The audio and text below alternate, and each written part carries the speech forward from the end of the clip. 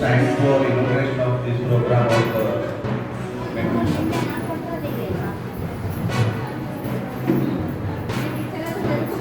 In our body, ನಮ್ಮ ದೇಹದಲ್ಲೇ ನಾವು ಮಾಡುವಂಥದ್ದು ಮೇಡಮ್ ಹೇಳ್ತಾರೆ.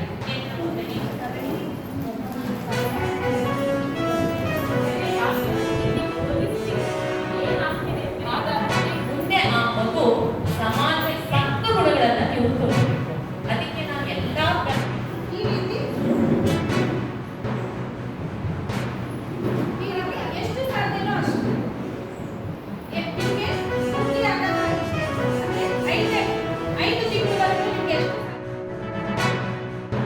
ಭಾರತ ಕೆಲಸ ಮಾಡಬೇಡ. ಹೌದು, ಭಾರತ ಕೆಲಸ ಮಾಡಬಾರ್ದು. ಆದರೆ ನಿಮಗೆ ಈ ಗರ್ಭಿಣಿಯರು ಯಾವ ಯೋಗಾಸನಗಳನ್ನು ಮಾಡಬಹುದು, ಆ ಯೋಗಾಸನಗಳು ಮಾಡೋದ್ರಿಂದ ಅದರ ಒಂದು ಲಾಭವೇನು ಅನ್ನೋದ್ರ ಬಗ್ಗೆ ನಮ್ಮ ಯೋಗ ತರಬೇತಾದಂತಹ ನೇತ್ರಾವತಿ ಅವರು ಯೋಗದಲ್ಲಿ PhD ಮಾಡಿದ್ದಾರೆ. ಮುಖ್ಯವಾಗಿ ಇದರಲ್ಲಿ ಅಂತೂ ಅವರು ಸುಮಾರು ರಿಸರ್ಚ್ ಮಾಡಿದ್ದಾರೆ. ನಾವು ಬುದ್ಧಿಮತ್ತೆ ಕಾಲದಲ್ಲಿ ಯಾವ ಆಚರಣೆಗಳನ್ನೆಲ್ಲ ಮಾಡ್ತೀವಿ ಅದೆಲ್ಲವೂ ನಮ್ಮ ಶಾರೀರಿಕ ಮತ್ತು ಮಾನಸಿಕ ಆರೋಗ್ಯಕ್ಕೆ ಇರುತ್ತೆ.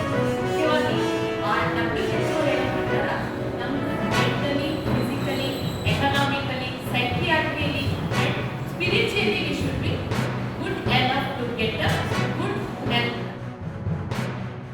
ಒಳ್ಳೆ ಸಂಸ್ಕಾರವನ್ನು ನಾವು ನೀಡ್ತಾ ಇಲ್ಲ. ಹಾಗಾಗಿ ಒಂದು ಸದೃಢವಾದ ದೇಹ ಮತ್ತು ಮನಸ್ಸನ್ನು ಹೊಂದಿದಂತಹ ವಿವೇಕಾನಂದರಂತಹ ಜನನ ಮುಂದೆ ಬರ್ತಾ ಇಲ್ಲ ಅನ್ನೋದು ಒಂದು ತೀರ್ಮಾನ ಇಟ್ಕೊಂಡು ಈ ತರ ಗರ್ಭ ಸಂಸ್ಕಾರ, ಯೋಗದಲ್ಲಿ ಗರ್ಭ ಸಂಸ್ಕಾರವನ್ನು ರಿಸರ್ಚ್ ನಡೀತಾ ಇದೆ. ಇವತ್ತು ಜಂತರ್ ಮಂತರದಲ್ಲಿ ಒಂದು ಉಪವಾಸ ಸತ್ಯಾಗ್ರಹ ಅದಾಯಿತು. ಈಗ ಅದಕ್ಕೆ ನಮ್ಮ ವಿರೋಧ ನಾವು ಯಾರೂ ವ್ಯಕ್ತಪಡಿಸಲಿಲ್ಲ. ಯಾಕೆ ಅಂತಂದರೆ ವಿದ್ಯಾರ್ಥಿಗಳಿಗೆ ಅನ್ಯಾಯ ಆದರೆ ಸರಿಪಡಿಸ್ತಕ್ಕಂಥವ್ರು ಯಾರು? ಆಡಳಿತ ಮಾಡುವುದೇ ಮಾಡ್ತಾರೆ.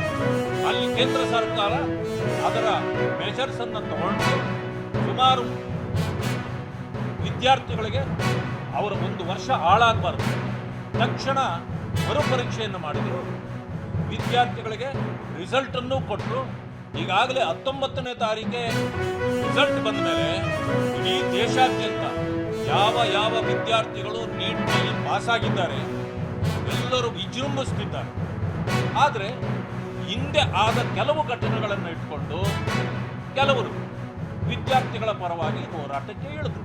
ಆದರೆ ಅಲ್ಲಿ ವಿದ್ಯಾರ್ಥಿಗಳು ನ್ಯಾಯವಾಗಬೇಕು. ವಿದ್ಯಾರ್ಥಿಗಳ ಈ ಹೋರಾಟವನ್ನು ರಾಜಕೀಯ ಪಕ್ಷಗಳು ಹೈಜಾಕ್ ಮಾಡಿಕೊಂಡ್ಬಿಟ್ರು.